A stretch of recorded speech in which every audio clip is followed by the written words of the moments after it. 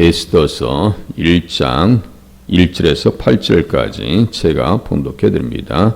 이 일은 아수에로 왕 때 있었던 일이니 아수에로는 인도로부터 구스까지 127지방을 다스리는 왕이라. 당시에 아수에로 왕이 수산궁에서 즉위하고 왕위에 있은 지 제3년에 그의 모든 지방관과 신하들을 위하여 잔치를 베푸니 바사와 메대의 장수와 각 지방의 귀족과 지방관들이 다 왕 앞에 있는지라. 왕이 여러 날 곧 180일 동안에 그의 영화로운 나라의 부함과 위엄의 혁격함을 나타내니라. 이 날이 지나매 왕이 또 도성 수산에 있는 귀천간의 백성을 위하여 왕궁 후원 뜰에서 7일 동안 잔치를 베풀세 백색, 녹색, 청색 휘장을 자색 가는 배줄로 대리석 기둥 은고리에 메고 은과 금으로 만든 걸상을 화반석, 백석, 운모석, 흑석을 깐 땅에 진설하고 금잔으로 마시게 하니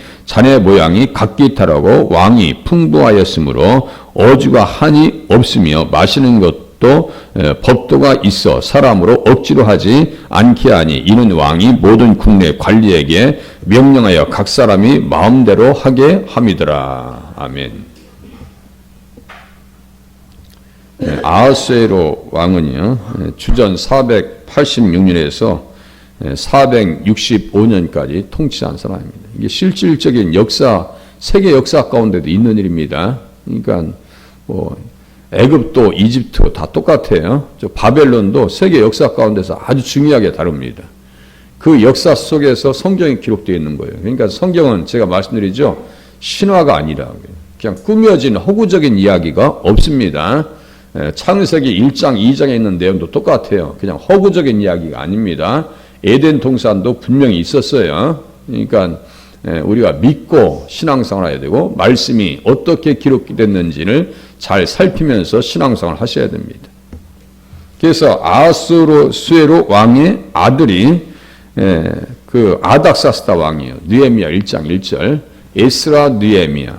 그리고 에스라가 자 1차 포로는 스룹바벨, 2차 포로는 에스라, 그리고 3차 포로 기하는 느헤미야 이렇게 말씀드렸잖아요. 그러니까 시간의 순서대로 성경은 기록되지 않아요. 그래서 시간의 순서대로 성경을 보라는 뜻에서 연대기 성경이라고 또 다시 나와 있어요. 연대기 성경 시간의 순서대로 그건 써놨어요. 근데 이제 여기에서 시간은 막 이렇게 좀 이렇게 앞뒤가 바뀌면서 성경이 기록됩니다. 그래서 때로는 다니엘도 보잖아요.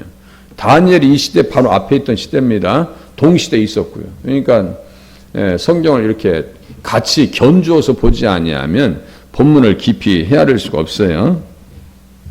그래서 다리오 왕의 아들입니다. 다리오 왕도 몇 명 있어요, 성경에. 그러니까 자꾸 헷갈리는데 또 이제 할 때마다 조금씩 다룰게요. 그래서 주전 480년에 100만 대군을 거느리고 그리스도 정벌에 나갔다가 살라미스 해전에서 완전히 대패하고 나옵니다.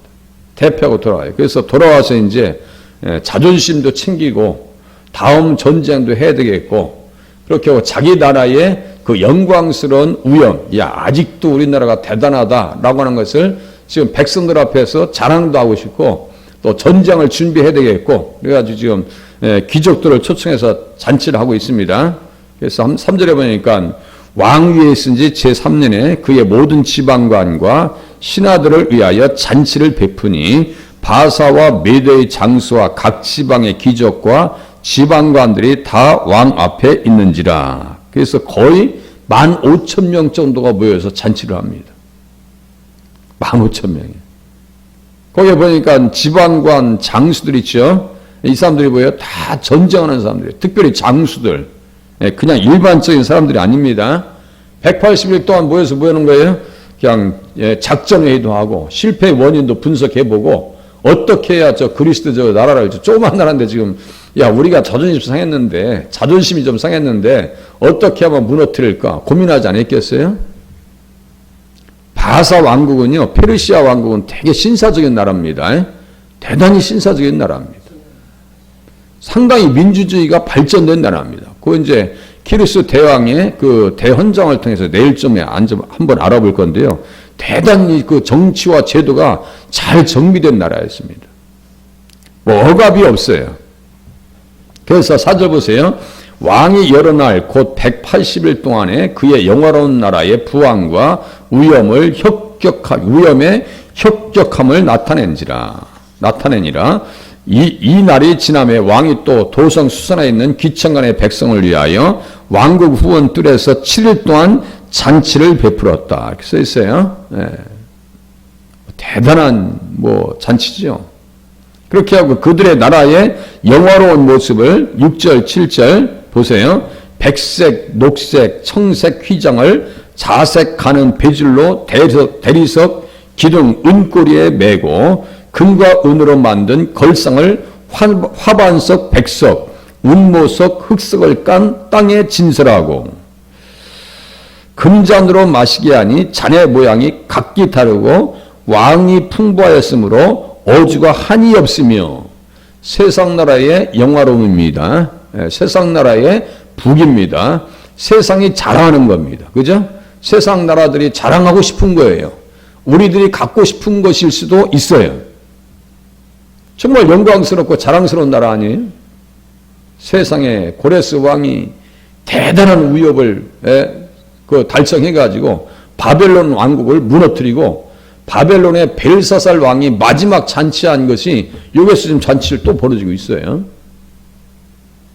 세상 나라의 자랑입니다. 그런데 성경에 보면은 무엇을 자랑해야 될 것인가? 성경에서 우리에게 가르쳐 줍니다. 에레미야 한번 보세요. 에레미야 정말 자랑할 것이 뭔가? 9장 보세요. 9장. 세상의 부함을 자랑하지 말고 우리들이 자랑할 것은 무엇인가? 우리들도 자랑할 것이 있어요. 우리들도 자랑할 것이 있어요. 이렇게 한번 대조적으로 한번 보는 거예요. 예레미야 9장. 자랑하지 말라는 거 여기서 다 자랑했죠? 우리들이 정말 자랑할 게 뭔가? 23절 보세요.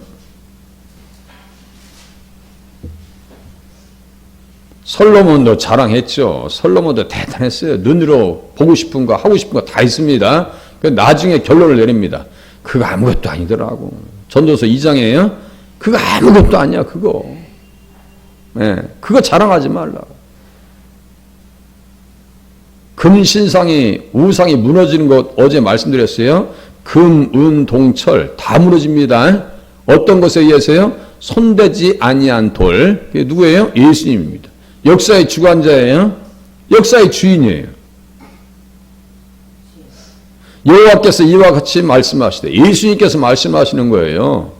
여호와의 말씀이 육신이 돼요. 우리 여호와의 말씀이 육신이 되어 그 찬양 있죠? 성탄 찬양. 여호와가 예수님이라니까요. 여호와께서 이와 같이 말씀하시되 지혜로운 자는 그 지혜를 자랑하지 말라. 영사는 그 영명을 자랑하지 말라. 부자는 그 부함을 자랑하지 말라. 지금 운보석을 깔고 대단한 모습을 드러내죠. 대단한 모습을 드러냅니다. 그 영화로움과 나라의 부왕과 위엄의 혁격함을 나타냈다. 그런데 그거 하지 말라고. 그거 별로 의미가 없다고. 왜요? 멸망하잖아요. 멸망 껴는데 갑니다. 100만 있으면 뭐예요? 전쟁에서 패배하는데. 아니 18만 5천 명을 데리고 오면 뭐냐고요. 하루아침에 전염병으로 죽었다 했죠. 히스기야 왕과 딱 부딪혀가지고 전염병으로 창궐해서 하루아침에 죽어버립니다. 그 역사적 기록에 다 남아있어요. 부함을 자랑하지 말라. 자랑하는 자는 이것으로 자랑할지니 곧 명철하여 나를 아는 것과 나 여호와는 사랑과 정의와 공의를 땅에 행하는 자인 줄 깨닫는 것이라. 나는 이 일을 기뻐하노라. 여호와의 말씀이니라. 누구 아는 것을 자랑하라고요? 명철하여 나를 아는 것. 이것을 자랑하래요. 예수님 아는 것이 가장 큰 자랑거리라니까요. 그게 뭐예요? 그것을 뭐라 했어요? 사도 바울은 고상하다 그랬어요. 예수를 아는 지식이 가장 고상하다 그랬어요. 그 자기에 있는 모든 것을 다 배설물같이 버렸대요. 누가 잘 사는 거예요? 사도 바울이 잘 사는 거예요? 예수 믿는 사람들이 잘 사는 거예요? 아하수에로 왕과 같이 그냥 세상의 혁혁함을 드러내면서 잘하는 것이 잘 사는 거예요. 예. 우리가 결론적으로 다 성경에 기록된 내용을 통해서 볼 수 있잖아요. 솔로몬이 잘 산 거예요. 다윗과 같이 고난 중에 있으면서 하나님을 찬양하는 것이 잘 사는 거예요. 누가 잘 사는 거예요? 서머나 교회같이 가난해서 없어서 하나님 말씀 앞에 살려달라고 기도하는 교회가 잘 사는 거예요? 아니면 라오디게아 교회처럼 없는 것이 없어가지고 그냥 낭비하면서 사는 교회가 잘 사는 교회예요? 제가 기도원 사역을 할 때 제가 말씀드려요. 한 300-400교회 교회를 제가 이렇게 3년, 4년 동안 하면서 맞이한 것 같아요. 세상에 어떤 교회는 막 넘쳐나요. 어떤 교회는 그 돈이 없어서 겨우 돈을 내는 교회가 있어요. 그러면 좀 깎아주기도 하고 그러는데 어떤 교회는 세상에 뭐 먹을 것이 넘쳐나가지고 통닭시켜가지고 뜯지도 않고 갖다 쓰레기통에다 버리버리니 얼마나 그게 큰 죄예요. 사무실에서 근무하는 사람도 있으면 갖다 치면 누가 뭐래요? 그게 참 이 시대 교회도 말이죠. 부익부 빈익빈이야. 그죠? 부익부 빈익빈이에요. 누가 잘 사는 거예요? 이 말씀을 그대로 고린도전서 1장에 가지고 와서 사도 바울이 또 얘기합니다. 고린도전서 1장 봐보세요. 정말 우리가 자랑할 게 무엇인가 보세요. 정말 우리가 자랑할 것이 뭔가. 세상은 부유함을 자랑합니다. 아름다움을 자랑합니다. 미모를 자랑합니다. 네, 고린도전서 1장 보세요.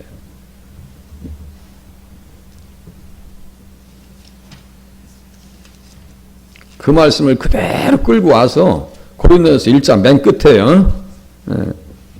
기록된 바 써있죠. 기록된 바 자랑하는 자는 주 안에서 자랑하라. 함과 같게 하려 함이라 이렇게 써있죠. 1장 31절 고린도전서 1장 31절 사도 바울이에요. 사도 바울도 무엇을 자랑했어요? 예수를 아는 것을 자랑했죠. 다른 걸 자랑하지 않았어요. 내가 8일 만에 할례받고 말이지. 베냐민 지파요 히브리인 중에 히브리인이고 열심으로는 교회를 박해하고 율법의 의로는 흠이 없었던 사람이라니까. 가말리알 문화에서 공부하면서 누가 나의 지성을 나에게 누가 도전하겠느냐. 감히 나의 지성을 누가 도전하겠느냐 이거지요. 대단한 사람이에요. 누구의 말도 먹히지 않는 사람이 사도 바울이었어요. 그런데 예수 만납니다. 꺾어집니다. 교회에 오셔서 우리는 세상에 자랑을 하면 안 돼요. 돈을 많이 가지고 있으면 헌금 못하는 것을 미안하게 생각해야 돼요. 많이 배웠어요? 성경 모르는 것을 부끄럽게 생각해야 돼요. 그죠? 그래서 교회 앞에서 가방끈 재고 이러면 안 된다 했죠, 제가. 나온 게 뭐가 중요해요? 예? 얼마나 하나님 앞에 충성하고 헌신하는 것이 그게 중요한 거죠.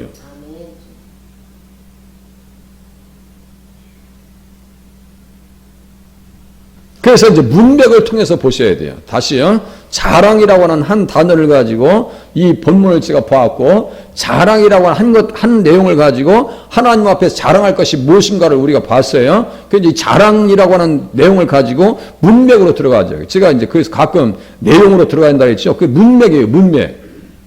주제, 의미, 문맥으로 가는 거예요. 손대지 아니한 돌, 예수님이죠. 그게 의미론이에요. 의미로 가는 거예요.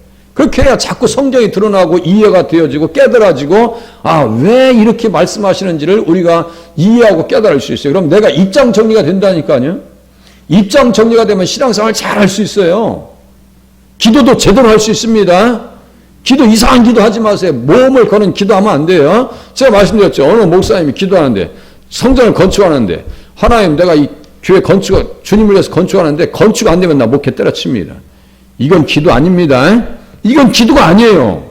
도박이지. 하나님의 뜻에 의해서 될 수 있고 안 될 수도 있어요. 기도 응답은 세 가지로 옵니다. 즉시 응답이 옵니다. 기다리라고 하는 응답이 있어요. 안 되라고 하는 것도 응답입니다. 무슨 말씀인지 아시겠어요?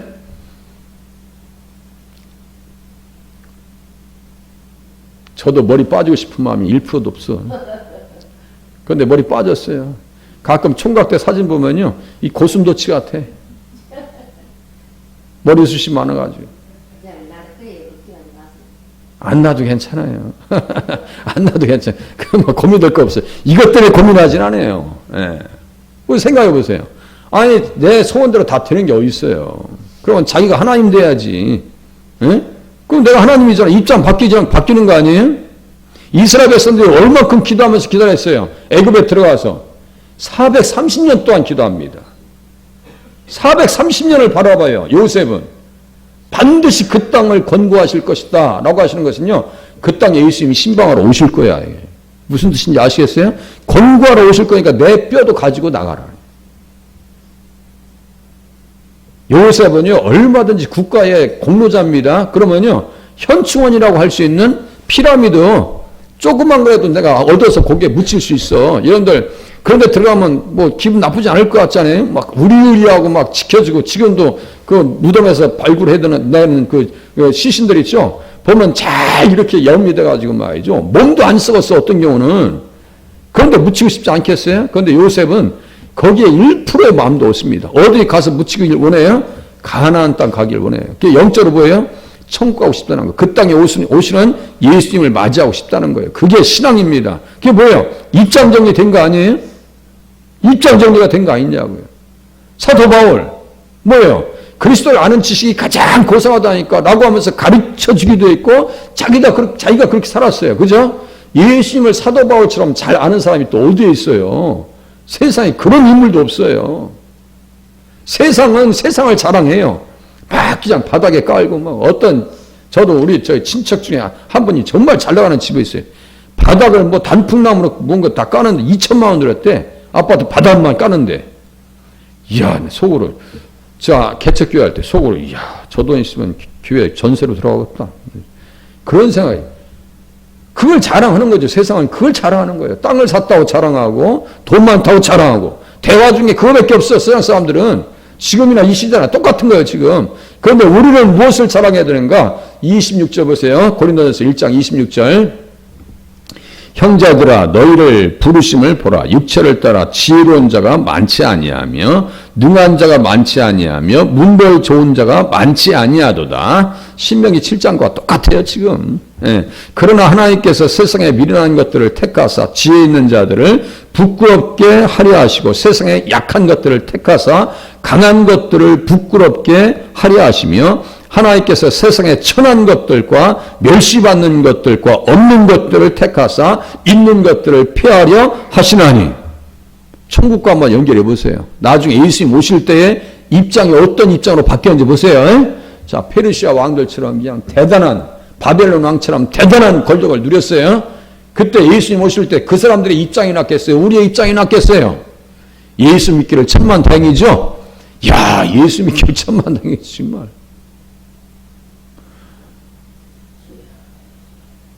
예수 믿기를 잘했지. 그래서 제가 자주 말씀드리는 거예요. 예수 잘 믿으세요. 다른 거 할 얘기가 없어요. 예수 잘 믿으시길 바랍니다. 저도 잘 믿으려고 지금 말씀 같이 보고 있는 거 아니에요, 지금? 이는 아무 육체도 하나님 앞에서 자랑하지 못하게 하려 하심이라. 자랑할 육체 하나도 없어요. 예. 육체를 자랑하지 말라고요. 너희는 하나님으로부터 나서 그리스도 예수 안에 있고 예수는 하나님으로부터 나와서 우리에게 지혜와 의로움과 거룩함과 구원함이 되셨으니. 얼마나 감사해요. 그죠? 예수 잘 믿으면요 지혜로워집니다. 예수 잘 믿으면 또 어떻게 돼요? 예수님 때문에 의로워져요. 깨끗해지고요 구원함에 이르게 되어져 있습니다. 육신도 구원받게 되어 있어요. 영혼도 구원받죠? 육신도 구원받습니다. 기록된 바 자랑하는 자는 주 안에서 자랑하라 함과 같게 하려 함이라. 그대로 31절 보면 기록된 바 끝에다가 니은자 써놨어요. 제 성경책에는 에레미야 9장 23절입니다. 좀 전에 봤어요. 세상 자랑하는 것 교회에서 자랑하면 안 돼요.